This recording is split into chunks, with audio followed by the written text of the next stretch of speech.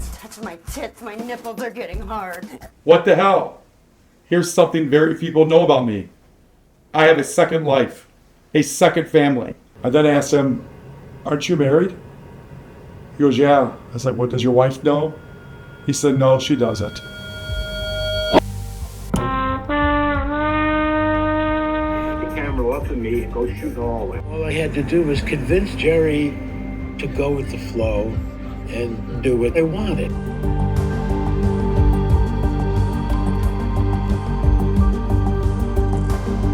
Action.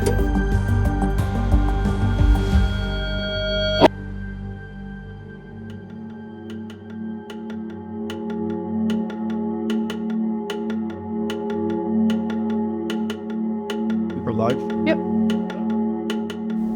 From Richard Dominick. Subject, kind of a secret, but dated May 9th, 2013, 2:42 a.m. Thank you.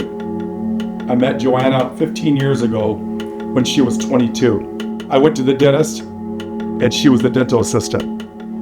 I flirted, she flirted back, and after a couple of visits, I called her and said, how do you feel about dating a married man twice your age with 2 children? Richard Dominick is best known as the longtime executive producer of The Jerry Springer Show, one of the most controversial television programs in American history.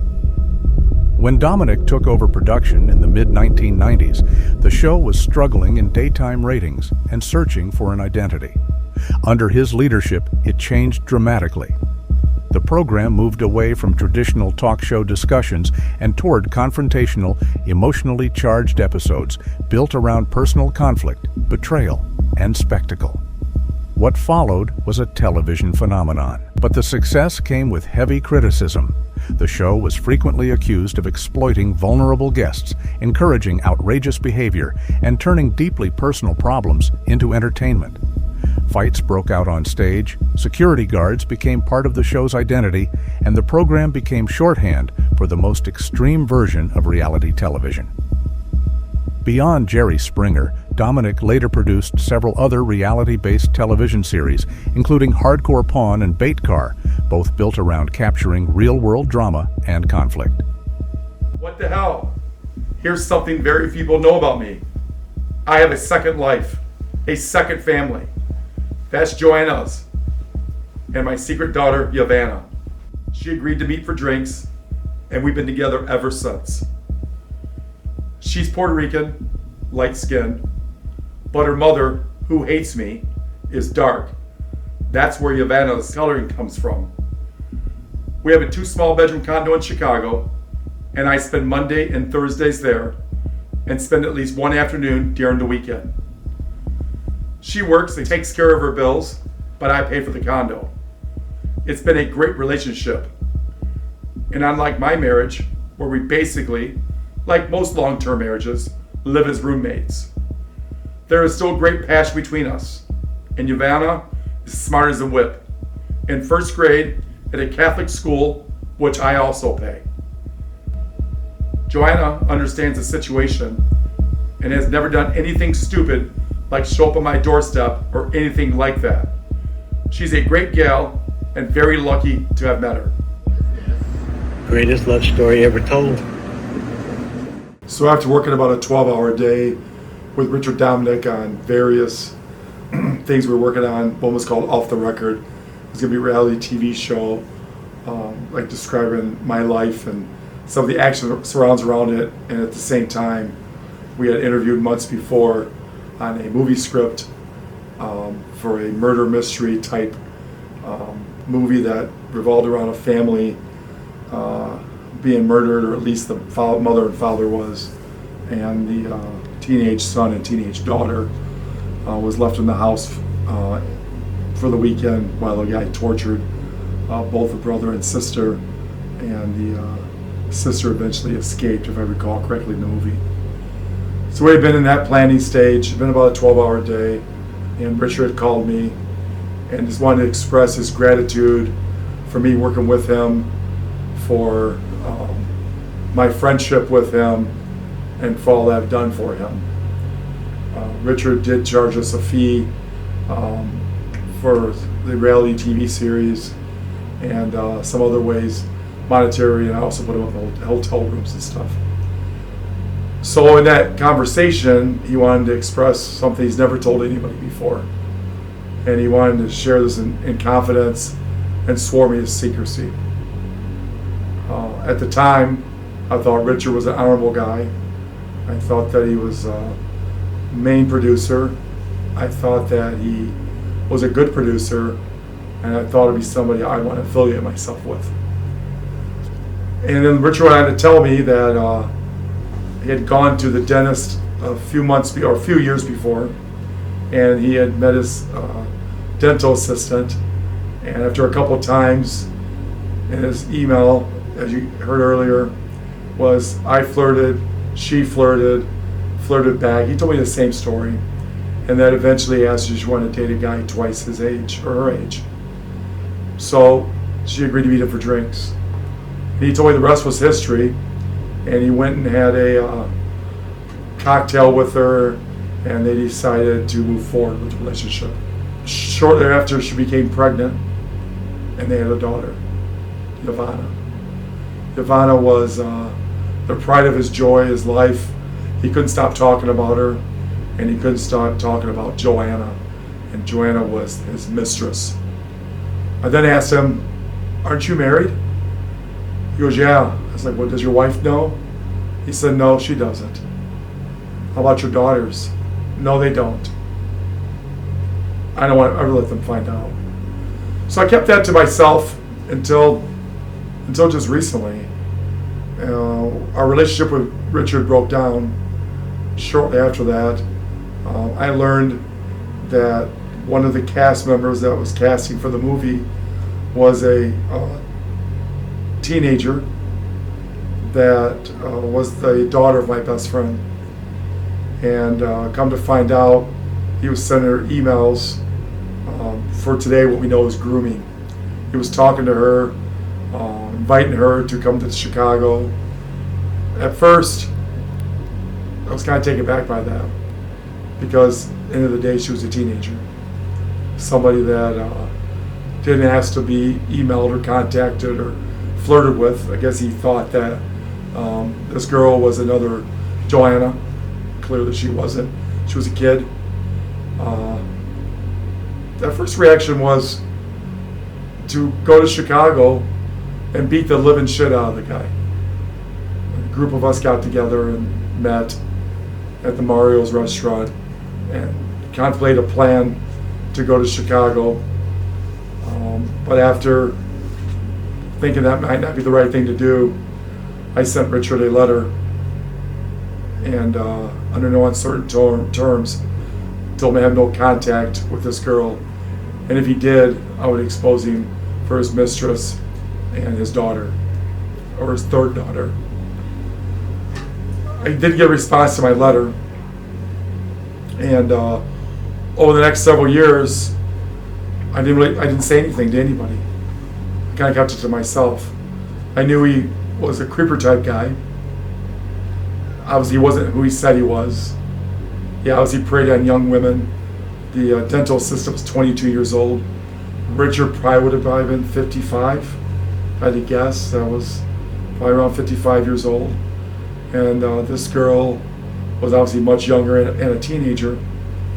And then last year, while I was writing the book, More Than Just Luck, I turned on Netflix.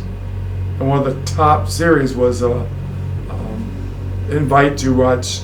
It was about a 2.5, 3 hour documentary on his career, his life, how he made Jerry Springer. And I thought to myself, wow, this guy's still at it. This guy's still making money.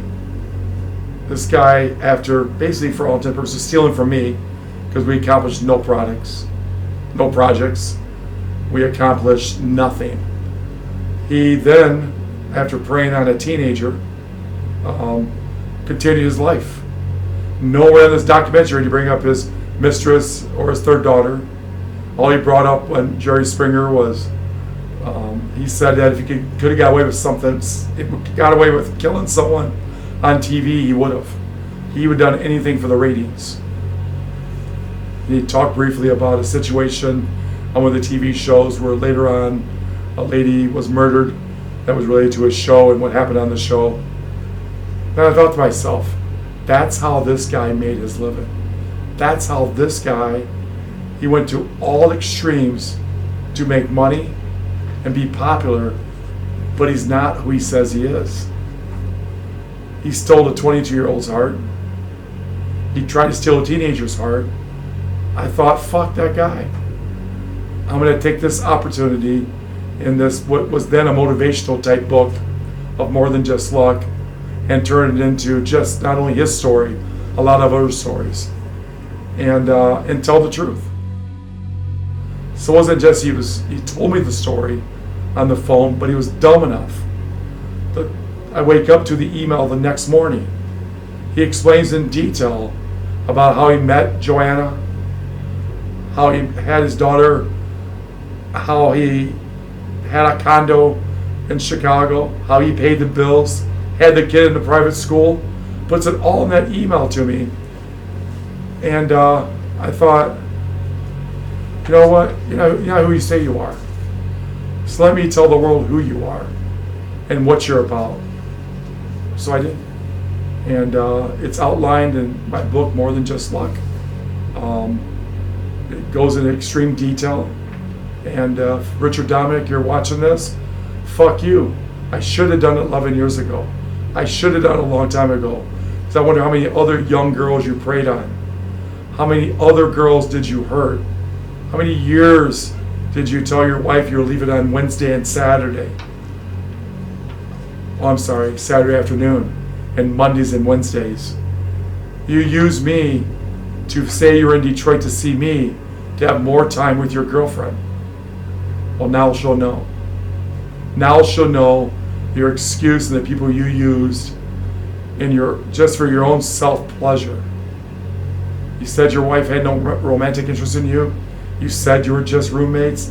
That's what your email said to me. And that email is in the book.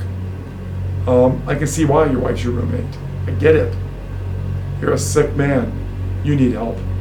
So knowing, as I worked with you and we're doing off the record, I knew there was something wrong with you when you sat in my office smoking your cigar, drinking bourbon that you didn't pay for.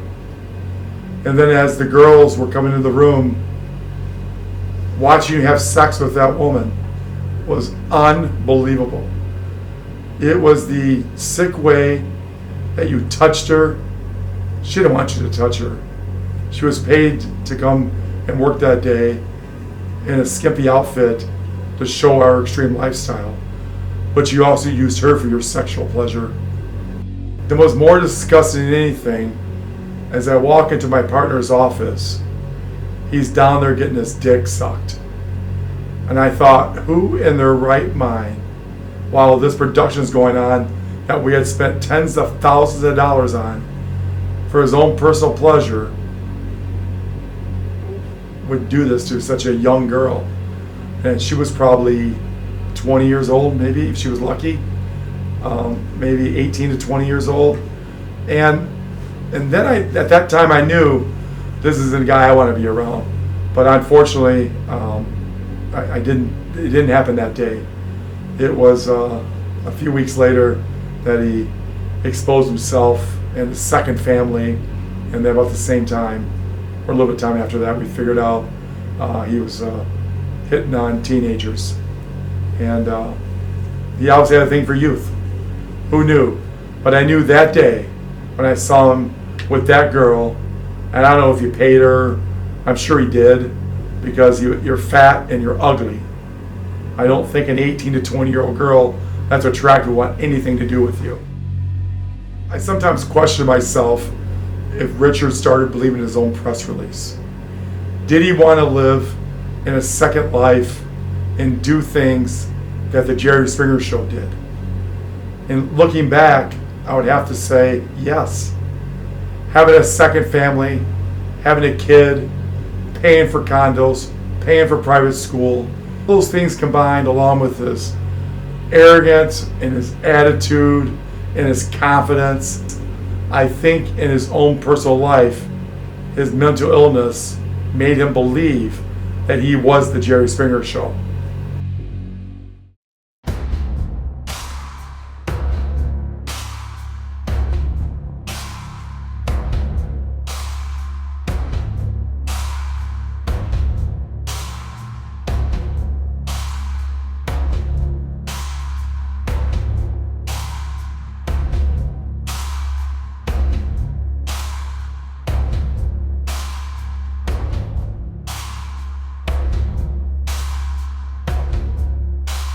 There's no one in the fucking house. I fucking told you that, man.